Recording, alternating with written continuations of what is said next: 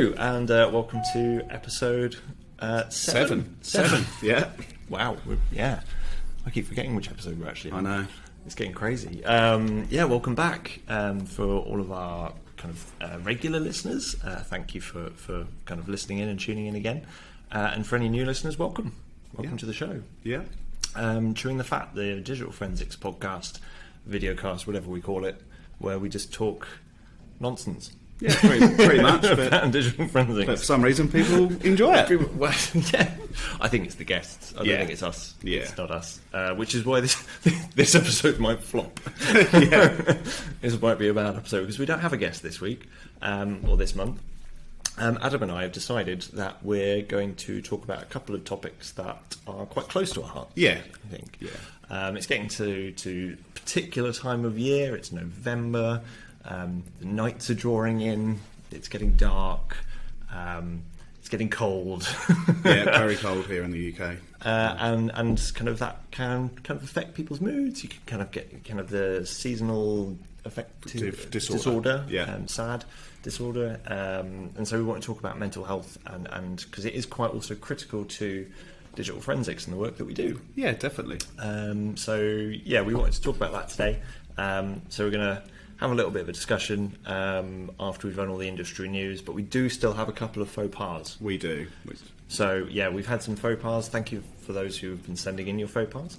And we've got a couple that we've been saving for one of these episodes where we don't have a guest. Yeah. And so we'll be reading those out later on as well. And for those who are watching via video, you'll see we've gone all high tech. We've a digital forensics podcast that's gone high tech. Yeah. Because we've now got a TV that works. Yeah. But we have kept the whiteboard. We have. Given that we mentioned Hangman last time, yeah, we thought we'd start a game, and we'll see how we get on. Yeah, see if anyone can guess what we're trying to spell out. Yes, and on the back of Adam's tablet there, for those who are watching, you can see just about kind of. If only we had a zoom function. We've got one of the stickers being displayed there. Yes. Chewing the Fat laptop sticker. If you come on the show, be a guest, you'll get offered one. And the first one has been received. It has. Obviously, Tom being in the UK, he managed to get his a lot quicker. The others are in the post, but obviously they've got to fly across the Atlantic. Yes, but we're sticking to our word. We're not just handing them out like candy. No, they are going to be treasured. We hope, and not easy to come by. Yeah, but I think we'll come up with some sort of competition on the Twitter page. Absolutely, yeah. And who knows? We might get to a point where we've got loads and we need to get rid of them. Yeah. So then we'll start handing them out like candy. Yeah. But talking about stickers, what did we receive? We've got a couple of things to mention on the stickers, but we had a friend of ours, colleague of ours, who was asking for stickers. They were like, "Oh, where are my laptop stickers? I would like some laptop stickers." And I'm like, "Well, you haven't been a guest on the show. You can't have a laptop sticker unless you've been a guest on the show." And he did hound us for quite a while, didn't he? Bless him. And he ended up drawing his own, which was pretty impressive. Yeah. So he literally hand drew his copy of the stickers, very much looking like the display on the back there. And he sent us a picture. He did. So maybe. Well, I think what is a great idea is for a Twitter competition. So the best hand-drawn stickers will win an original sticker, and we'll post up the effort that our friend did. Yes, we will. Yeah. So thank you, Martin, for your efforts. He can't complain now. He's had a shout out. And then what we'll do is we'll pick a top 3 and then let people choose what their favourite one is. I think so. Yeah, that is a good competition. Maybe a Twitter poll or something. Yeah. You know how that works, don't you? I do. Still, I don't know. I don't know how it works still. But yeah, we'll do that. And and I don't know if any of our audience remember any of those old art shows and stuff. Tony Hart, and you got like the picture gallery. It's like kind of you had that kind of music in the background. Do do do do. Yeah. Do do do do do do. I'll clearly need to improve my Final Cut Pro skills. Yeah. And then we could do like a gallery, and this is like Martin, aged, I don't know. It looks 5. like he was 5. Yeah. Still better than any art that I'd be able to do, to be fair. So. So we'll keep your eyes open for that competition. Sought after stickers. Also, in our industry news, we'll kind of leap across to leap. We're going to be talking about leaps in a bit. But yeah, we really honoured DFIR Science by Joshua James. He's thank you ever so much, Joshua, for referencing us. I think we put it on the Twitter as well, didn't we? He's got a sticker on the DFIR Science swag page for image disk found encase. Obviously talking about what we were talking about last week, and also in one of the earlier episodes of during the Fat, and he's actually put on the description for the sticker on the website, inspired by my own faux pas and for episode 3 of the excellent Chewing the Fat podcast. We read that and it was just like, Joshua, thank you so much. It's really nice of you to say. Well, I personally have to have that sticker because I've done it. Yep, absolutely. So I think we've all been there, that rite of passage. So what we're going to do, as a thanks, we're going to get the link for the sticker for the swag, and we're going to put it into the description. So if you would like to go and purchase the sticker, fantastic. And it's great if you could go and buy some of the swag. Joshua does some brilliant work with DFIR Science. There's some really great YouTube tutorials, videos and things on different parts of digital forensics and incident response. He's a very nice guy as well, and all the money that kind of generates from the swag page just kind of helps fund that research, and just kind of keeps the DFIR Science site going. So go check it out and see if there's any cool swag. I think it's good for a DFU to have a collection of them ready for when the new person makes that mistake, which they will. Yeah, and then they can be handed the sticker of honour. That's it. Yeah, they can kind of stick it on their desk or their laptop or whatever, and just be like, "Yep, you've earned this. You've imaged your own hard drive. Well done." Why FTK defaults do you see? I don't know. Oh, I don't know. But I don't want them to change it now because people will stop doing it. They will do it. It's quite fun. Thankfully, it stopped once I worked out using command line FTK Imager. Yes, absolutely. If you haven't done command line FTK Imager, go and give it a try. It's actually quite cool, quite fun, and it's nice to string lots of automation together. Well, one of my old colleagues, Jim Metcalf at PA Consultant, I think he listens. Well, if he doesn't, he's missing out. But, one of his sayings was GUI for show, command line for the pro. Mm-hmm. Like that. That's another sticker, isn't it? Right there. Jim will probably have first dibs on that. I like that. Yeah, that's cool. Right, shall we do some industry news? Yes. Okay. I'll let you do the first one because you found this one. Yeah. So, an article by Sarah Edwards, who we highly rate on the show. Constantly link out to articles she does, but she did a presentation at Objective by the Sea, which is where you get to go to Hawaii. That's awesome. So maybe we could do a podcast for Objective by the Sea. Oh yeah, maybe an on-site one. Yeah, that would be horrendous, but we'd do it. But we'd make the effort. But getting back to, so Sarah did a presentation there talking about Apple Wallet and Apple Pay, and as always, great analysis offered by her and detailed information as to what sort of SQL query she's ran. So we'll put a link to that. Definitely worth checking out anything sort of Sarah does. Yeah, absolutely. Please do check that one out because I was having a look through it earlier, and some really, really cool stuff, cool findings in there. As always, kind of the work that Sarah does is fantastic. Yeah. So go and give that a shout, or give it a try, and kind of give her a shout out as well. Yeah. Thank you ever so much, Sarah, as always. Then Josh Hickman, good old Josh, has done another post on iOS 15 powered off tracking remote bombs. And I think he stitched his wife up in the testing of this, didn't he? He did. Yeah, he did. Another fantastic article, as always, by Josh, talking about he was actually investigating and having a look into whether the new iOS 15 tracking while the device is off function, whether or not that can actually facilitate a remote wipe. The conclusion is it can't, which is really good news for us. But there was some really good advice in there, some good findings, and in the conclusions he's kind of advised about seizures and all that kind of stuff as well. So by all means go and have a look at that. But I didn't actually realise it was all to do the U1 chip, ultra wide Bluetooth chip. So I learned something from that as well. So but yeah, there's a lot of stuff where he's given his wife the device, and you just kind of see all these images of the being kind of being tracked while the device is turned off. Quite scary, really. It is, And Josh had put out another good tweet as well about Android XML files. So they're now sort of similar to binary P lists. And I think there was a Twitter discussion going on, and I think Alex Caithness at CCL has already solved it. Yes. So it's the power of the community. Yeah. Another legend in his own right, really, he is, Alex.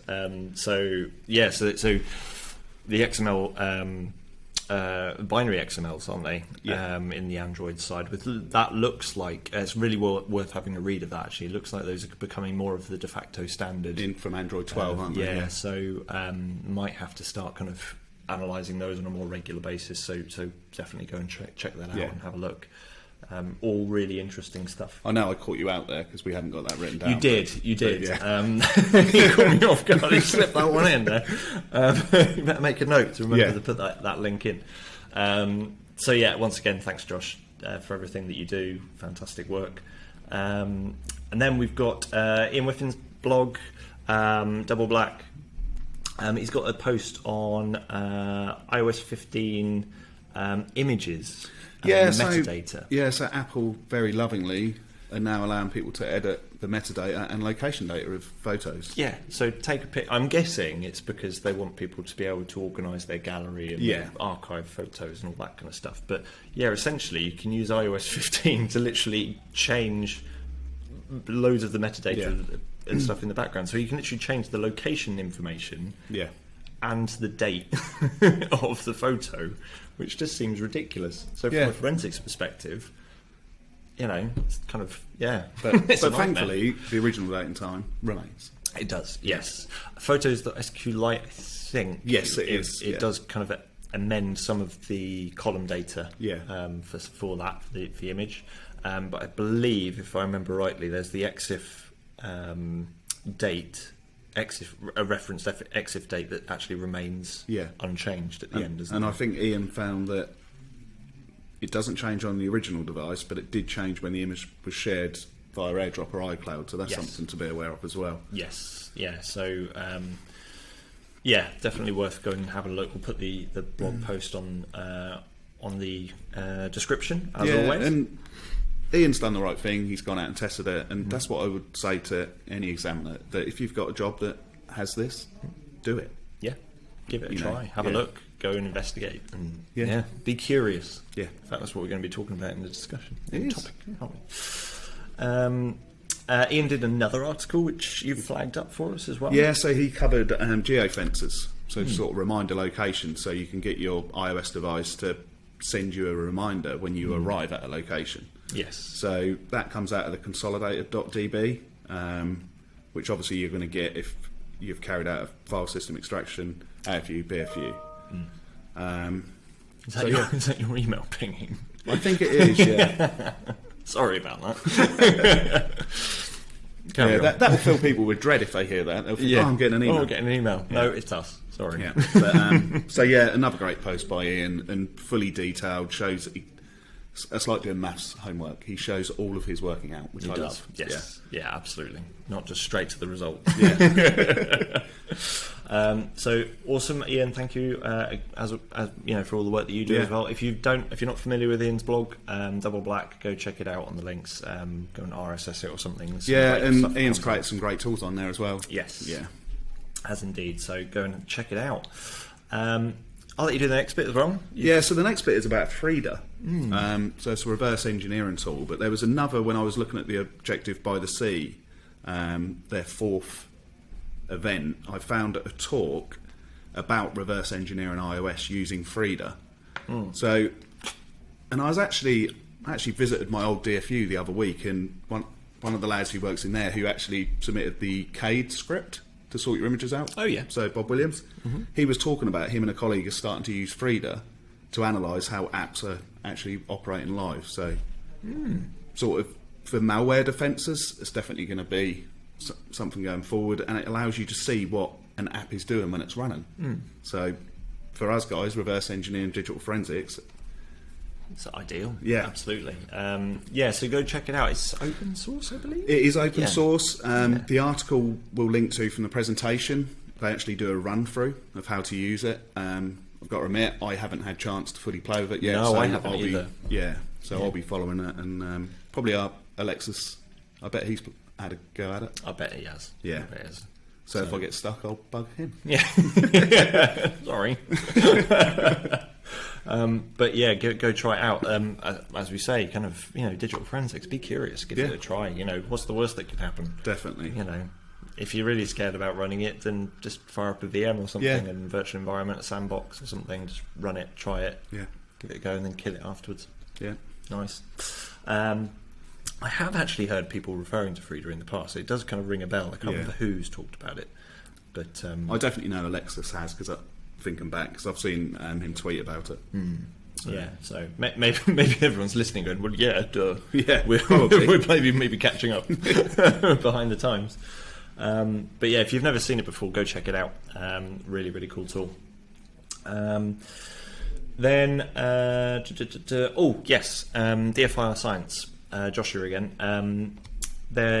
He did a video on ALEAP and writing modules for ALEAP. And actually, I watched it earlier and I didn't realise just how simple it was. Yeah, it's really simple. It's really straightforward. Yeah, the video, he breaks down every part, what you need to do, what parts of the script you need to edit, how to do it. He did a great, just quick example of passing one piece of information from an XML, so kept it, really simple. So we'll put a link out to that video, because this industry thrives on contribution from everybody. So it really does. Yeah. So go and check it out. And I'm even if you're not necessarily a programmer or a coder, if you're just wanting to get into it or something, you can actually kind of see just how straightforward some of it is. So Joshua, thank you very much for doing that. Really, really interesting. And I didn't realise just how straightforward it was to do, and how you can just instantly get it kind of appearing on the ALEAP GUI as a clickable module. So awesome stuff. There's another one from DFIR Science, isn't there? There is, so they're running a competition for November, where they want you to submit scripts to ALEAP, iLEAP or WLEAP, and the best one is going to win $100 in prizes, which have been donated by Kevin Pagano at Stark Forensic and Cyber5W, and Joshua for DFIR Science. So watch the video, hopefully you'll get some inspiration, and then you can win some prizes. And the great thing is that if you're writing any modules for ALEAP, iLEAP, WLEAP, all the leaps, the alphabet soup, as Briggs called it, of leaps. If you do write any modules for them, and they're obviously all going to get pushed, and they do say in the kind of terms of the competition, everything will be kind of merged back into the main forks and stuff, the main GitHub repository. But any contributions that you make are just going to benefit the community and other forensic examiners. So it's a win-win for everyone. Exactly. And competition it's been running since 1st of November, runs through to November 28th. And the winners are going to be announced on the 2nd of December. There we go. So we'll be able to talk about that on the next pod. Excellent. Nice. And we do have a guest lined up for our next pod, so we won't say anything now. But no. All exciting. We're very excited. Yeah. Once again, another big name. So yeah, very cool. So wow, that's only 18 days away for that competition. Then. So yeah, 18 days. So you still got more than 2 weeks. Yeah, loads of time. Exactly. Loads of time. Yeah. Once you've watched that video, you'll see how easy it is. And yeah, exactly. I mean, like with most coding, a lot of it's copy paste. Yeah, copy paste and edit slightly. And you can use Visual Studio in your web browser now as well. You can. Yeah, we spoke about that. I love that. I do love that. I mean, I use code anyway. I used to use a lot of like PyCharm and things I use PyCharm, but I found it quite resource intensive. But now I use code, and the fact that you can actually get code set up and you can log in and have all your preferences and everything, and it's now available in a browser. Yeah. So you don't even have to install anything. I love that. Yeah. I love web apps. Yeah. I think they're so good.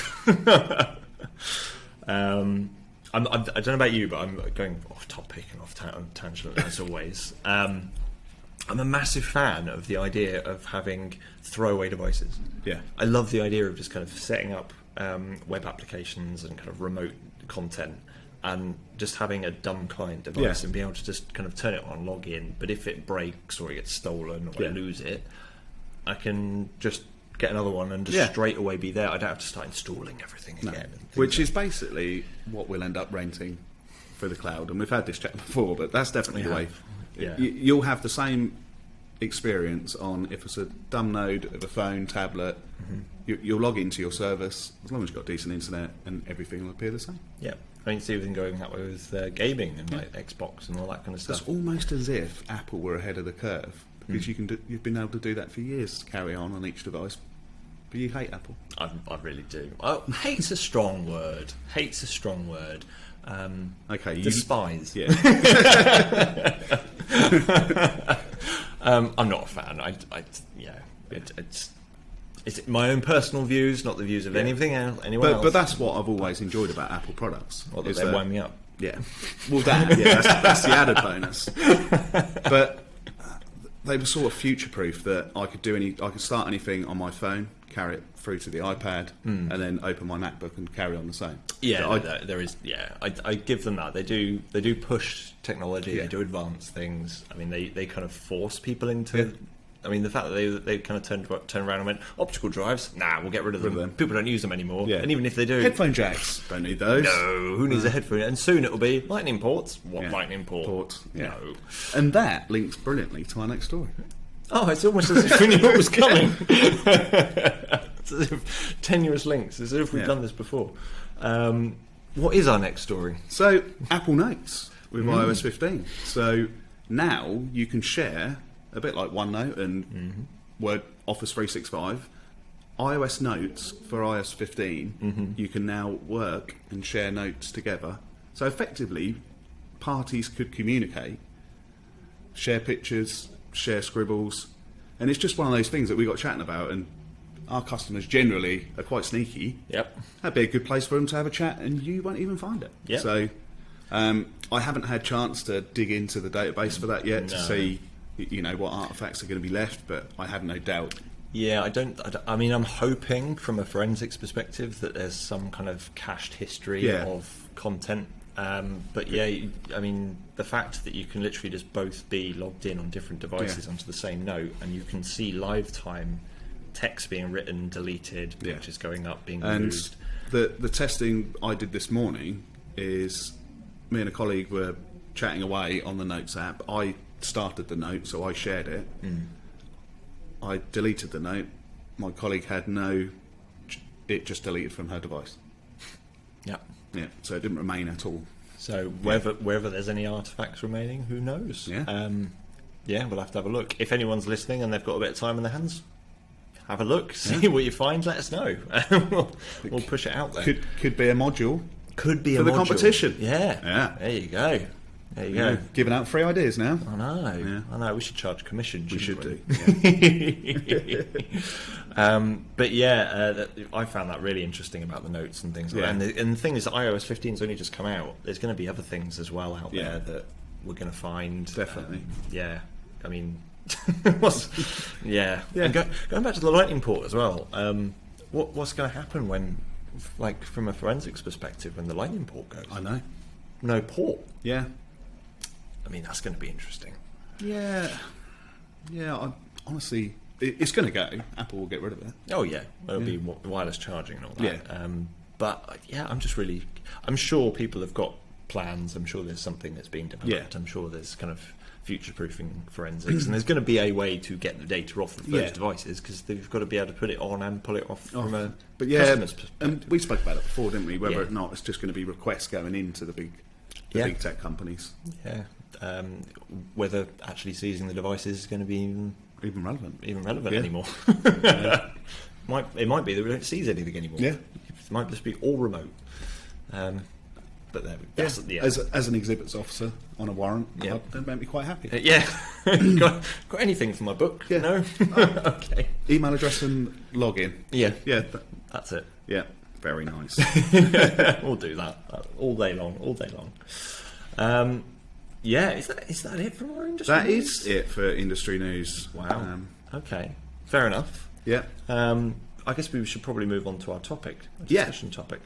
So I'm going to kickstart the discussion topic by saying we've got another link we're going to put into the description, and once again it's from DFIR Science. It's almost like we've been stalking Joshua this last week. It is, yeah. I promise you, Joshua.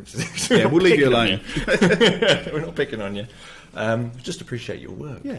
But yeah, he's put a blog post out there from it was a question that was raised by a student about job opportunities and digital forensics, and kind of this got Adam and I thinking like, well, actually, kind of what's it like getting into this industry, breaking into it these days? I mean, we've been in it for a few years now, but if you're brand new, you're just coming out of university, what are the experiences that you're going to need? What are you going to kind of look for? Kind of what specialisms, what qualifications, kind of how do you kind of have that route in?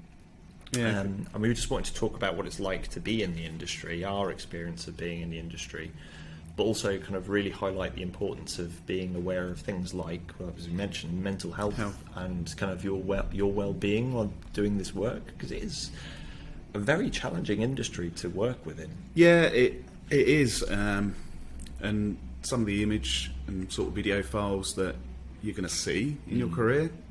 I remember before I joined the forensic unit, I remember the supervisor, the DS at the time, said to me, "You cannot sit here today and tell me you will have no issue reviewing what you will view." He said it's one of those things that you have to try it first, which is horrible because you could potentially subject yourself to something that you're never going to forget and unsee. And everyone reacts differently to it as well. Whereas some people will be able to deal with it really well, others might struggle with it. And it's nothing bad on them. It's not saying that they're kind of weak or kind of they're bad at the job or anything like that. It's just all our minds work differently, don't they? All the our bodies work differently. I should link to an article that I read from the Internet Watch Foundation, and it was from some of that, and clearly all they're viewing all day, every day is horrific stuff. And they did a piece, and they randomised the names, but there was some sort of saying that one of them, when he leaves work, gets on his motorbike, and it's a half an hour journey home, and he knows that time is his time to switch off and leave it at work. Hopefully, like, pay attention, not like totally switch off, because like motorbikes, I forget about that. We have to put these disclaimers in. Yes, always pay attention when operating a motor vehicle. Operating heavy machinery. Switch off from work. Don't DFIR and operate heavy machinery. It's a bad mix. But because we talked about it really early on in the podcast series, didn't we, about imposter syndrome and things like that, and that's all kind of linked to mental health and kind of people's anxieties and their concerns and fears. But I think because the industry it's still maturing, it's still a maturing discipline. We've only really recently, in the last kind of few years, been recognised as a forensic science.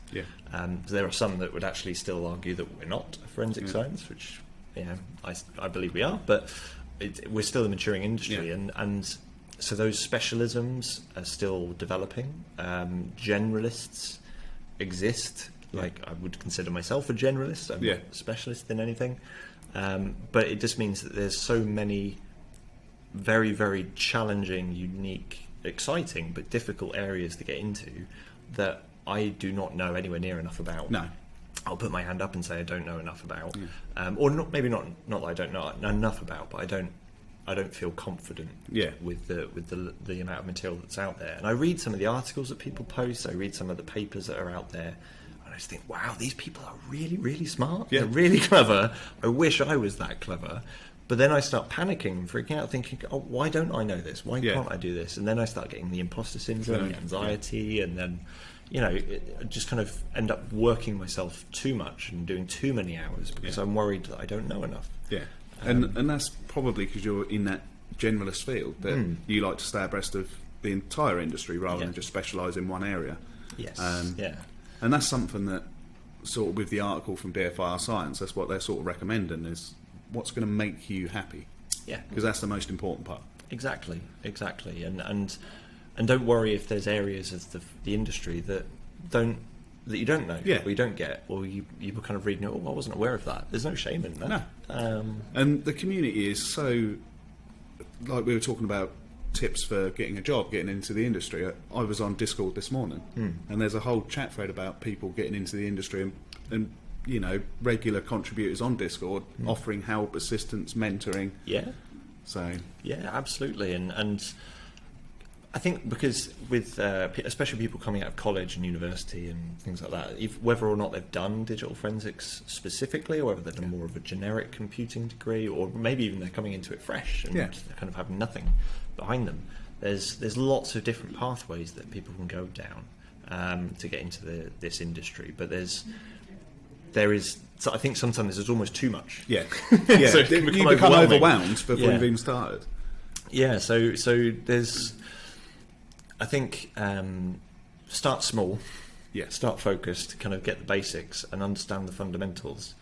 And I think what's really important, which I really try to promote, particularly in the courses and the classes that I teach, is trying to get people to appreciate, and we talked about it actually with Briggs the other week, but get people to appreciate the fundamentals of how things work, not just learn what tools do, or how they work. So become someone who understands what it is that the tools are actually doing, and use the tools to automate and speed up your processes, but be in a position where you can understand what is actually going on and why you're using the tools and what it is that they're doing, so that when you stand up in that box, because ultimately it's kind of going to court or writing a report, you need to be able to explain what's going on. And we've said it many times before, and that's why I love Ian Whiffin's posts, because that is the level of detail that I think you should understand before you present in court. Yes. Because you're potentially taking away somebody's liberty, or you're proving someone's innocent. So you have to have tested that out and not rely on the tool. Yes. So because you'll have a lot more confidence standing given that evidence. Yeah, that's it. And I think if you put the effort in to understand those fundamentals and those basics, even if you're not familiar with the tool, if you understand the fundamentals, it also helps from that mental health perspective with the imposter syndrome, with making you feel like, oh, actually, no, I do know what understand. I understand this. And even if there's an area which someone else has researched and you're reading one of those posts or you're reading a paper, if you understand the basics, then even though you might not be familiar with the material that has been written, you'll be able to follow it. And you'll be able to kind of look at it and kind of, I understand that. Okay, right, so we're opening an SQLite database. Okay, we're passing that. Oh, those are GUIDs, they're created from this or whatever. And then that lends into our favourite friend ISO 17025, doesn't it? It allows you to do your validation. It does. And even if you're not necessarily doing ISO 17025 or the 170 series of things, I think it's important to have some form of validation and verification process, some standard that you want to try and adhere to be able to stand up and say, yes, we've got robust, testable, repeatable processes and methods. And I think with sort of what we discussed on the last episode with coding and things like that your tools are not always going to support all of the applications that are relevant to your investigation. You know, Phil and I quickly just spoke about iOS notes. How do you know that subjects are using standard messaging? They could be using a weird game. Absolutely. So having the capability to know where to look and run those sort of really deep index searches are going to prove beneficial. So absolutely. And that's what I enjoy, is solving puzzles. Yes. Without the picture. It's the problem solving, that's the thing. But instead of like a really nice pretty picture, it's all code. Mess. Nonsense. But that's why I think tools like that Frida tool, to be able to use those to like reverse engineer, understanding SQLite databases so that you can kind of deep dive, understanding basic structures, you know, like a lot of web apps we talk about. There's standard web kits where you actually look in and actually the application will have a standardized folder structure that is from a standardized WebKit that someone's taken to write a new app. Understanding those is great, because you can look in and go, oh, this is that type of app. Oh, this is a Chrome-based web app, you know, and then you know where to look and what which will have a level DB. Exactly. Chrome. Yeah. But I think Alex did a script for that as well. Yeah, absolutely. I wish I was as smart as Alex. Yeah, I do. I really wish I was. But yeah, I think so. One of the things that I really want to talk about, and I know you're the same, is kind of making sure that people aren't afraid to admit or put their hand up and say, I don't know. Yeah. So I'm not aware of this, which is where things like the Discord server and the community is fantastic, because everyone is so accepting, I think, and understanding, and we all appreciate that we can't know everything. No, of course you can't. And never will. So even if something seems really obvious to you, it might have just never come across somebody's desk before, or might never have been able to deal with it. So being able to kind of be there to answer those questions to people, and they say, oh, has anyone encountered this, or has anyone found this, or how do you do that? Yeah. It's just invaluable kind of lessons to be learned.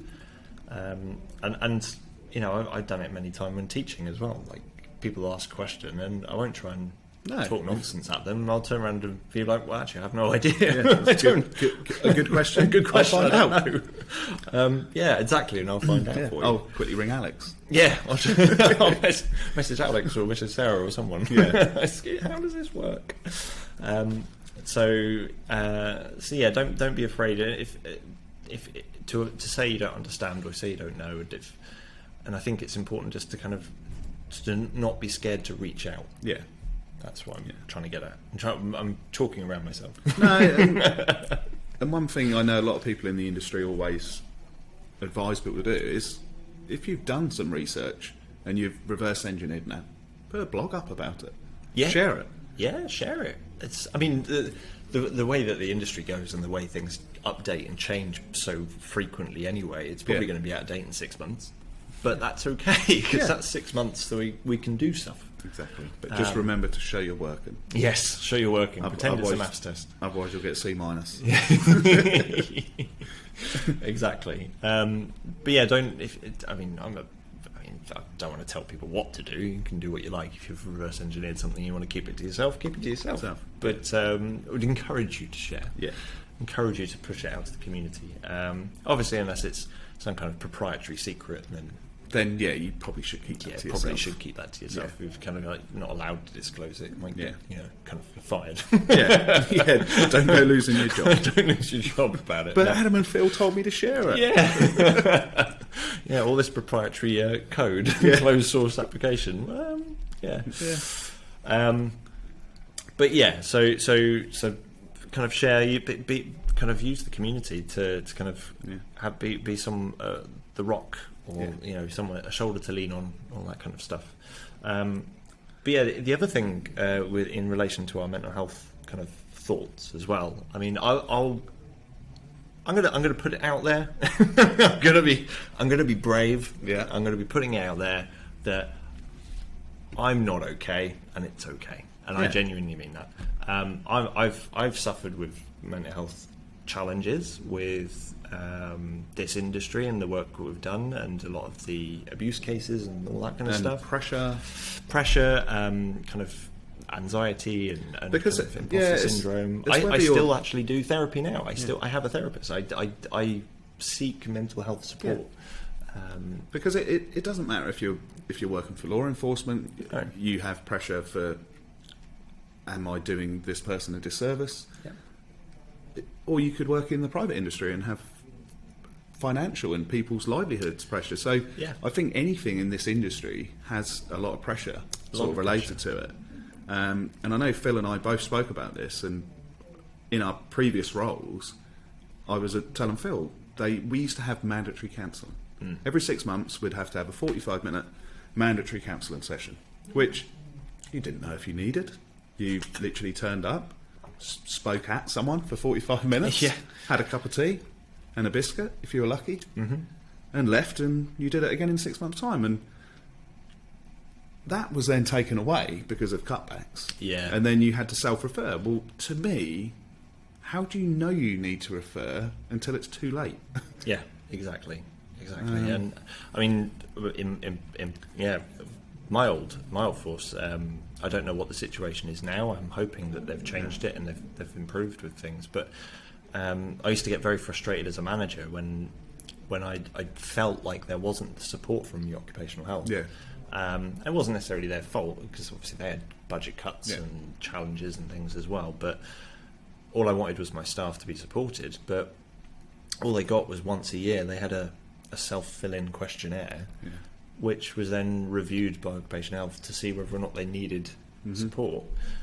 But people either filled it in purposely badly to see what would happen, and usually nothing would happen anyway, which is worrying. Law enforcement testing the boundaries. Which is very worrying though.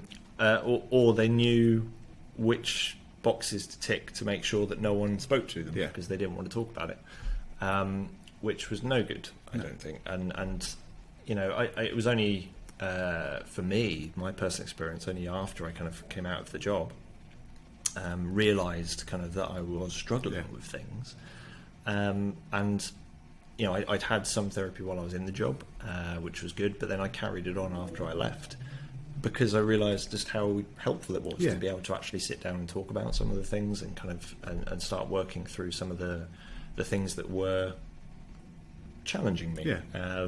So yeah, I mean, I'm not kind of looking for any sympathy or anything like that by admitting to any of this, but I'm just trying to encourage people to say, look, if in this industry, whether you're new to it or whether you've been in it for a long time, don't be afraid to seek out help, seek out support, chat to somebody. I'm a big advocate for kind of people not just saying, oh, how you doing, and saying, oh, I'm fine. Which is a very British thing. It's a very British thing. It's like, oh yeah, I'm fine, or I'm okay, when actually you're not. And I've kind of got into the habit now of asking people if they're okay twice. And usually on the second time, if they'll actually open up or they'll pause and be like, and then you're like, okay, let's have a chat. Let's go grab a cup of tea. Let's have a coffee. Let's whatever, and talk about stuff, and then be there to support one another, because it's really, really challenging. And you might not necessarily be dealing with CSAM, you might not necessarily be dealing with disturbing material, but the industry itself is tough. It is tough. And it's okay to not be okay.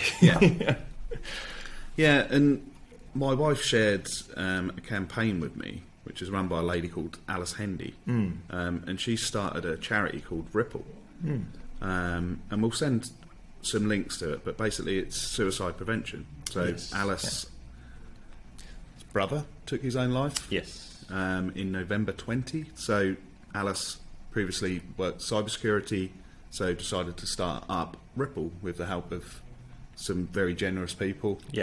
And basically it's an extension for a browser, because it later transpired that her brother had been searching on the internet for ways to commit suicide. So what Ripple does is it then will divert those searches to resources for online help, which I think is a great idea. And it kind of flags up and kind of says, oh, we've noticed that you're searching for this. Look, here's some support, here's some links, here's where you can kind of and it gives a very positive message and says, look, we're here for you, there's people who want to support you. And I think it's free for individuals. If you're a corporate business, there is a charge, but obviously, you know, development has got to take place and things need paying for, but it is a charity, so it's all set up as registered charity, so so we did actually reach out to Alice. I don't think we've not had a chance to kind of hear back from her yet, hoping that we'll be able to kind of have a chat with her at some point and just kind of thank her really, and kind of for, you know, tragic circumstances admittedly for her, but kind of turning that into a positive for others, and supporting others with such a great tool. So what we're going to do actually with in the description is we're going to put some links in there in case this is, you know, of interest or relevance to anybody, or if you want to share it with anybody else who you know might need it, or it would be helpful for them to use. We'll put a link in there for the Ripple site. And we've actually kind of looked for the UK side of things, we've got the NHS. Got some bits on there as well that we're going to kind of share, and to kind of any support and things like that. So, but equally, if anyone's got any other kind of support sites or kind of good kind of tools or kind of anything that they want to kind of or tips, the way they manage to switch off, not whilst driving. That's and relax. Please do share it with us, and we'll include some of those bits and maybe even kind of come back and talk about it at a later date as well. So because it's something that Adam and I feel very, very passionately about, and particularly for those people just getting into the industry who might be quite young and kind of don't want to maybe not wanting to admit that they're struggling with things. Just so that it's okay. Talk to us, talk to people, talk to colleagues, talk to friends, talk to family, and don't worry, deep down we're all struggling a little bit, and we just need a little bit of support now and again. So didn't want to get into too much of a heavy. No, but it's an important topic, especially like you said at the opening of this. It's that time of year where evenings are drawing in. It's a time for Christmas and things like that. People can get down. It can be a very happy time of year for a lot of people, but it's also a very difficult time of year for others. And so we just wanted to really kind of reach out and kind of say that here's some resources. But if you've got suggestions, reach to us on email, and our email address is. Oh God. We'll put a link to that. Is it podcast.ctf@gmail.com? We'll put a link to it. We'll put a link to it. Or send us a message on Twitter. I know there's things like DFIR Fit that's promoted and stuff, which can help mental health. I'm going to look it up. It's podcast.ctf@gmail.com. Boom. There we go. So reach out to us, and anything that you want to share, we'll share on our platform. So absolutely. So and if you've got any queries or questions, or if there's anything that we can help you with, just reach out, and we'll do what we can. But I think on that note, shall we kind of end our topic discussion? And bring it to a close. We'll kind of draw a line on that one. Hopefully you found it interesting and maybe useful. Please feel free to give us any feedback. And please, hopefully it wasn't too heavy and you'll still tune in next time. Because our guest is awesome next time, and it won't just be us talking. It will be someone actually interesting talking. If only we could have supplied people with a nice coffee and a biscuit. Yes. Hopefully you've got one. Yes, absolutely. If we get invited to an event, we could actually have a coffee and a biscuit with people. We could do. There we go. Or a cocktail if it's Objective by the Sea. Yeah. Why not? Hint. Please invite us to something. Definitely stickers would be involved. There would definitely be stickers. Be stickers. Maybe even mugs. We could get mugs, get t-shirts. We could do. We go full branding. I do still want to get the meme from Briggs last time. Hopefully people have seen this, but we should have said this. So Kevin Brignoni has made it into a t-shirt. He has, and I salute you, sir. It's brilliant.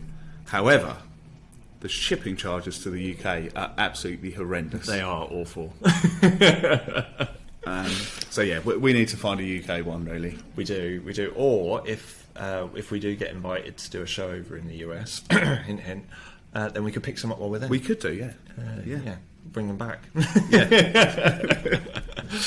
We could be a UK supplier of the shirt, couldn't we? Maybe. We certainly could do. But totally unrelated. Before we move on to the next section, so Mr. Hickman, our good friend, has a habit of, when we normally record these podcasts, is tomorrow he'll drop a really big blog post or something like that. So he has impeccable timing. He does. So I was waiting to send the stickers over to our guests who had on from overseas, and I'd emailed Josh asking for his address, and I gave it for 4 days, and I know Josh is a busy man, and I thought, no, I'm going to have to get these other stickers sent out. So I went to the local post office, got them shipped out to the United States, and I literally had sat at my desk for half an hour on my return, and who emailed me?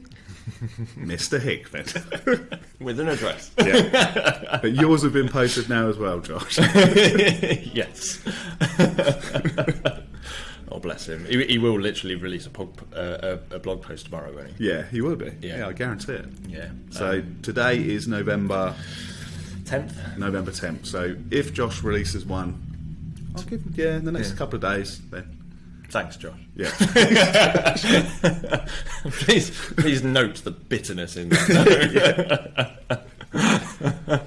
I don't mean it. No. I don't mean it.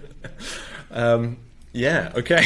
On that note, before we get into trouble, let's move on to the forensic faux pas.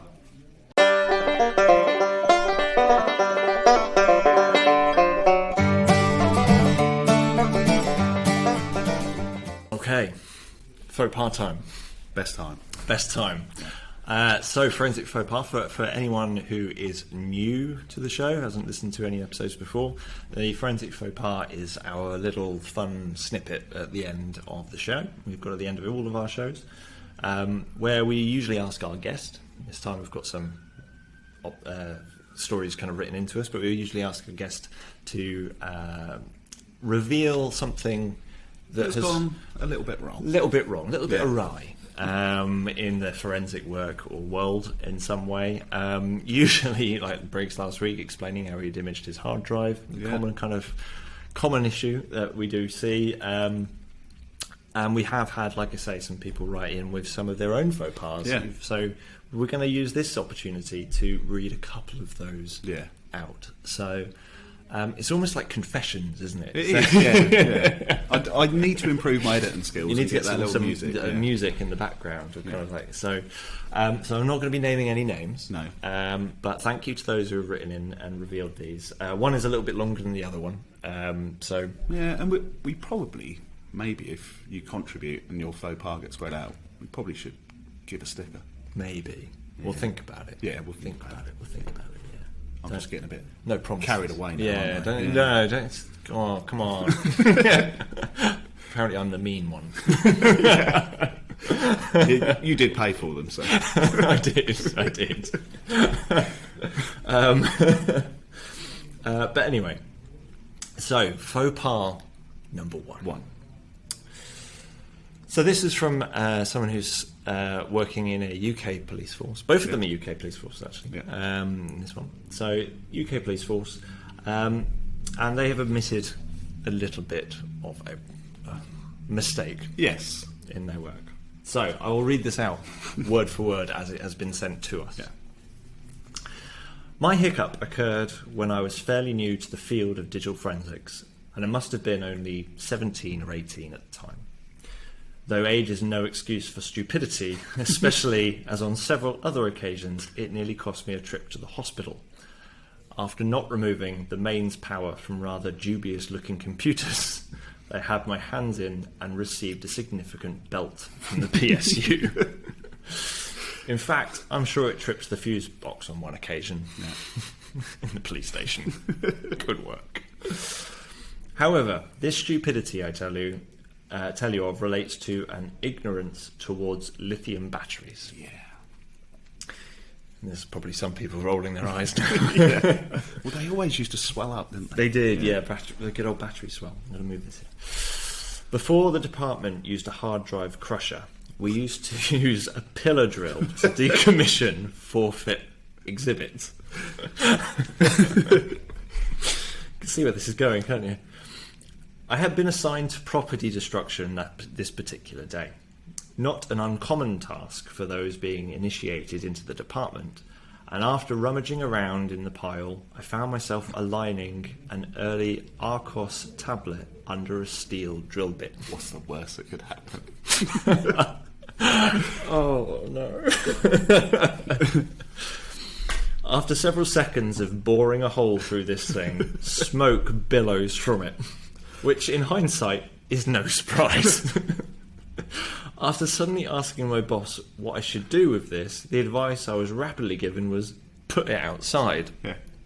Good advice. Very good advice. Now, for reasons unknown to me, it appears I interpreted this advice rather literally and proceeded to leave it in the main corridor of the building, which was outside of the lab. It was outside. It should come as no surprise that several minutes later the corridor was full of smoke and several other departments were knocking at the door to inquire what lunacy this was. My boss did shortly clarify he meant outside of the building. Should have said. Why would you drill into a tablet? Because it probably looked a bit more interesting than just sat a hard drive. Maybe. Yes. Yeah, we like that one. We do like that one. So, the person who submitted that to us, they did actually say that I think they didn't mind us revealing who it was, but I've decided, no, we will keep that one. Yeah. So, because you'd probably end up being inundated with Archos tablets being sent to you as a joke. You would. If I find one, I am sending them one. Yeah. But yeah, note to all: if you're going to dispose of any tablets or phones, don't drill into them. No, it's not a good idea. No. I mean, unless you want smoke billowing out in front of it. Who knows? It's almost as bad as my IR station when I was doing the chip off with my cardboard shield. What possibly could go wrong with a cardboard shield? Hey, I had to make do, Budget was tight. Well, that's what we do. We always find what's around us and make it resourceful. We do. Just ask my wife when I use all our items from the kitchen for paint, filler, everything. Yeah. Right. Now, faux pas number 2. Much shorter, this one. But I imagine there's probably a few who can actually relate to this. Yeah. So, in fact, I don't think that the person who this involves actually is aware that we have this story. It was sent to us by their colleague. Even better. So if they're listening to this and they go, wait, that's me. Somebody stitched you up. Yep. So, again, we're not going to name names. I know who this was, but I'm not going to say. No. I'm not going to say. So, another UK police force. And this actually starts from the person who wrote in an unnamed police organisation. A member of staff, whom I do know, and I might reveal after a few beers for an event, who knows. A member of staff tried to validate their machine with a test mobile phone for the purposes of ISO 17025. However, much to the horror of all, they subsequently somehow, and even I don't understand how they've done this accidentally, and I can tell you actually, I'm aware that this person was following a step-by-step guide. So this was nowhere in the guide, I guarantee you. Subsequently, somehow managed to inadvertently encrypt said mobile phone with an unknown password during the validation process. But they did it without realising they'd done it. And now, after they turned off the phone, rebooting it, that's clever. They can't get into it because they don't know what the password is.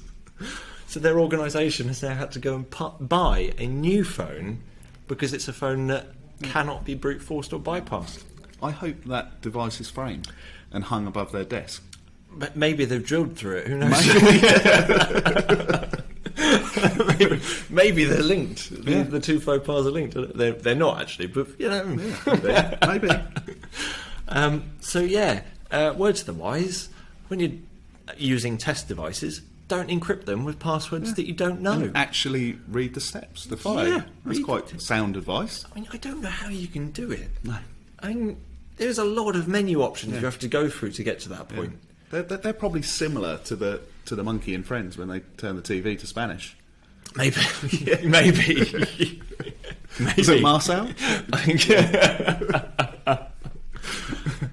know. Yeah.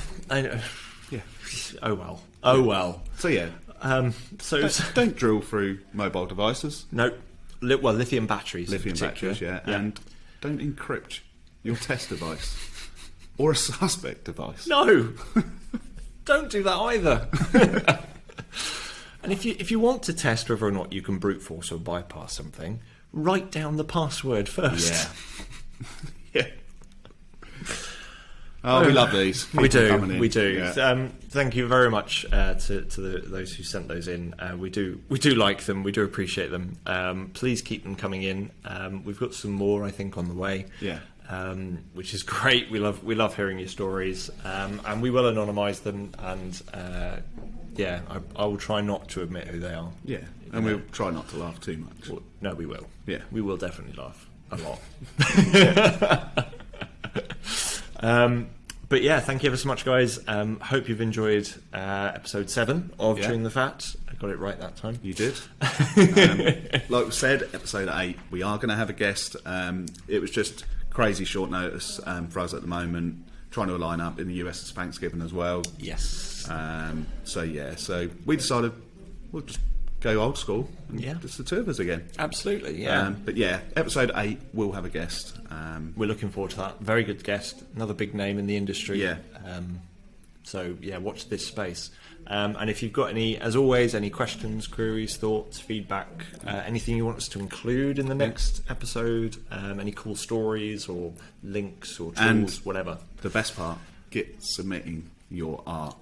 Yes. Remember, the best picture's going to win the laptop stickers. Yes. Send in your best artwork to us. Twitter is probably the best place, and then we can create a Twitter poll. Yes, we will do a Twitter poll, and it'll be great. It'll be fun. Yeah, it will be. And we promise, after we've recorded today, we'll get the post that Martin did. Yes, he did quite a good job. He did a good job. He did a much better job than I would have been able to do. So, I was only able to draw artwork because I used a fancy tool that had the characters that I could create. So yeah, that helps. That does help. But I really want to see some of these entries. Yeah. It'll probably be like Briggs's meme. Probably. If we can put it on a t-shirt or a sticker, brilliant. Yeah. Perhaps we could even get them made into proper stickers. Maybe we could. Yeah. Get a sticker collection. Yeah. Then we get a sticker book, and you can fill up the book. I'm getting excited now. Yeah. Anyway, I'm going to stop talking. That's us again. Thank you ever so much, and we'll see you next time. Yeah. Thank you all. Cheers.